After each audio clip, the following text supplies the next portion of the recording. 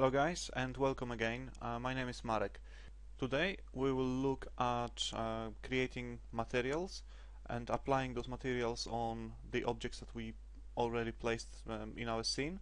I will also show you how to create the first controller with C#, and we will use it to generate or spawn more objects on our scene. So let's start with materials. Firstly, I will quickly create a folder that will hold our materials. And now I'll create simple material. You do that by just simply right click, select create from the list, and then material. I call it the ball material. I will use the simple diffuse material, so simply select the color, let's make it red, and then by dragging that material into my object I will apply that on my ball. Next, let's create floor material.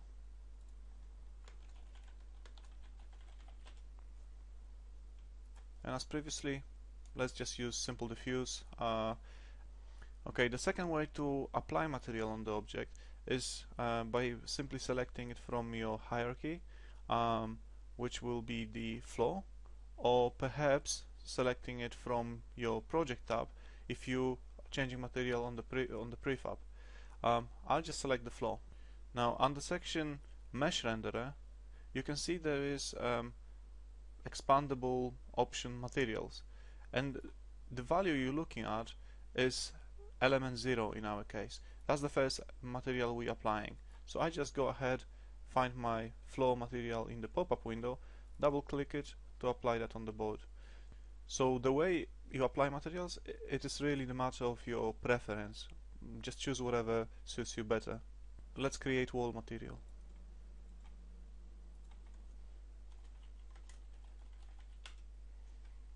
And again, as previously, I simply select the color.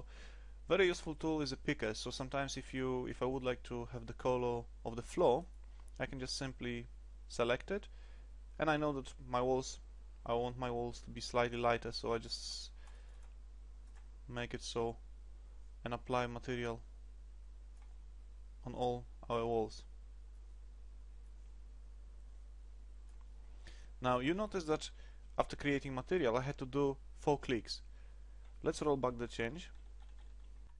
So I'm going to fast forward this part of the video. I am simply destroying the objects and converting one of the walls to prefab and using prefab to rebuild others. Okay, now the board looks fairly similar. I would say it actually looks the same, but now the only difference is that every single wall is made of the prefab. And so, like I mentioned in the previous screencast, the way you should think about prefabs is as they are your object prototypes. Every time I want to create a new object, I can use this prototype to instantiate object on the scene. Now if I would change some properties in my prefab, those will automatically be applied on all the associated with it objects.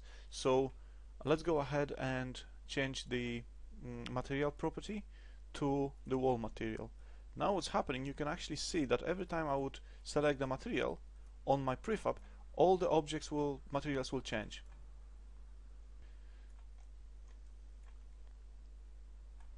I want it a bit lighter, so let's quickly do so. Okay, so materials are applied. Let's hit the play button. Right, next step would be to create a controller for our ball spawner. I'm going to create another folder which I call scripts, and then create my first C# script, which will be the spawner controller. Okay, so let's double click spawner controller to open MonoDevelop, and you will notice that there is a little bit of code already there for you. The start method will be called upon initiation before the first frame, and then update will be called once per frame. We are creating a controller for our spawner, so let's firstly create a public variable which will be game object, and we'll create a ball prefab. So now if I go back to my Unity, first thing I want to do is to find my spawner, and then what I want to do is to add my script to that spawner. I can simply just drag and drop it inside the inspector area. Once the script is added, because we created a public property on that class spawner controller, and that allows us to actually assign any assets from our project organizer to that script and then manipulate that directly. There are different ways of accessing those assets, but right now for our project this is more than enough. So let's go ahead and drag and drop ball prefab into ball prefab property. So now instead of creating those balls manually by dragging and dropping them on the scene, I can instantiate from inside my spawner controller. So what I want to do, actually I want to get rid of this first ball we created previously. So I'm gonna just select it and delete it. Now I will go back to my mono develop, and let's create the first object on the scene. And to do that you can use instantiate method.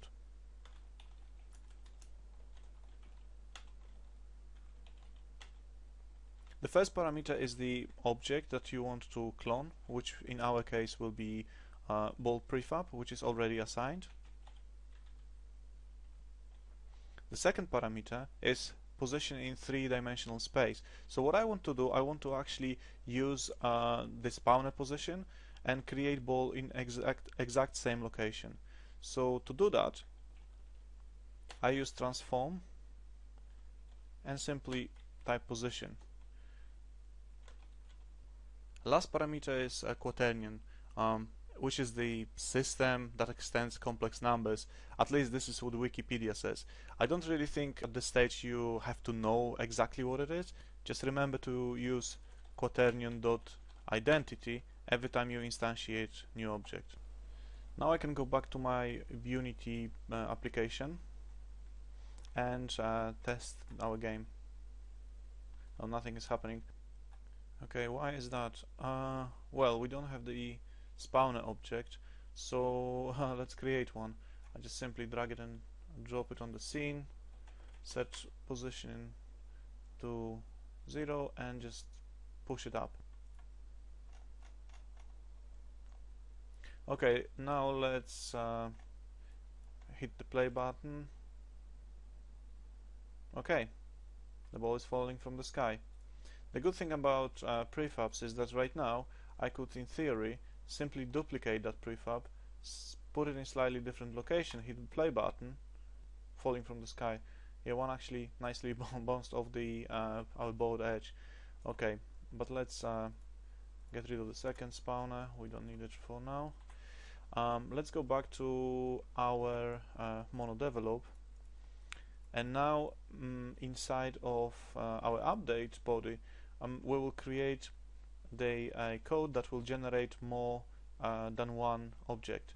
So what I would like to do is I would like to create another public property that I will expose to IDE, and then that will be int type property, and I call this number of balls.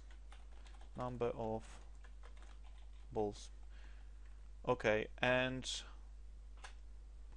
so now if I go back to my Unity, I can see that this number by default is 0.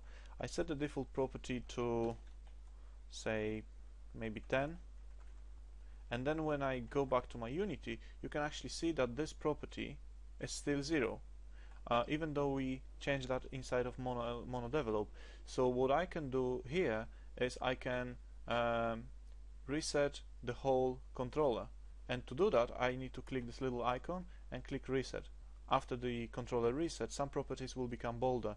Those properties have default values, and now you can see that the ball prefab that we assigned previously is empty as well, so we will have to do that again.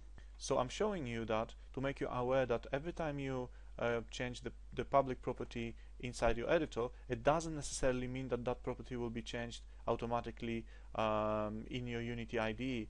And then again, if you hit the reset button, be very careful about that, because that will, if you have 50 properties here, that will reset all of them, and you might not want to do that. To be very honest, it doesn't really matter what values you have in here in your editor. It does matter what values are on the scene.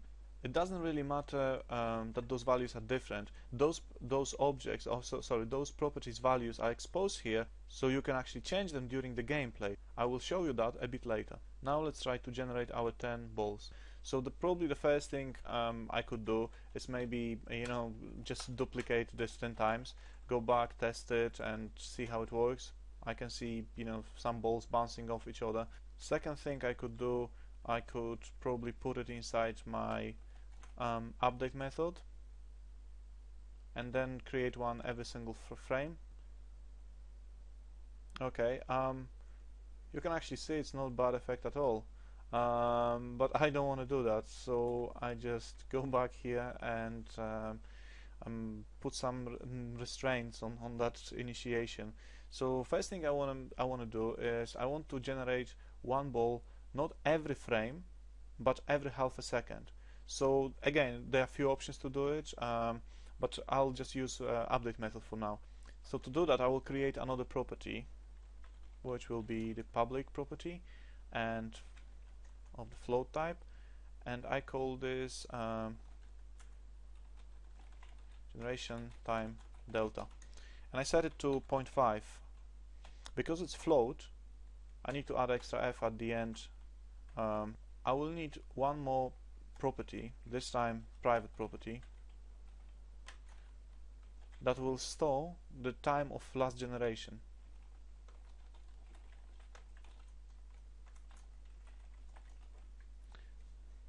Now every time I instantiate a new object, I'm gonna update this last generation time. Time.time is basically game time, current game time. In next step, I want to check if current time, which is the time minus generation time, sorry, minus last generation time, is actually greater than our generation time delta. Okay, and if it is, I simply instantiate another ball. And now what this code says is that I will create infinite amount of balls, generating one at a time every half a second.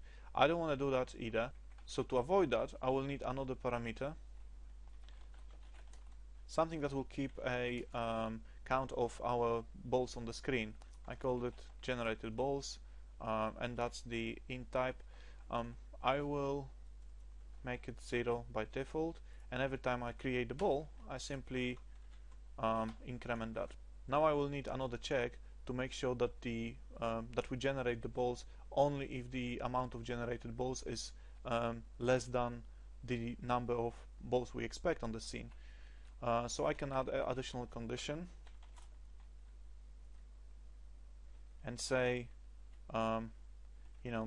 check if generated balls are less than the number of balls we expect, and that should do. So let's go back to Unity and hit play button. You can see the balls are being created, and when the 10th appears on the screen, the spawning stops. Okay, that's good. I will carry on with our simple game logic for our simple game prototype in part 3, so go ahead and check it out. Thanks for watching.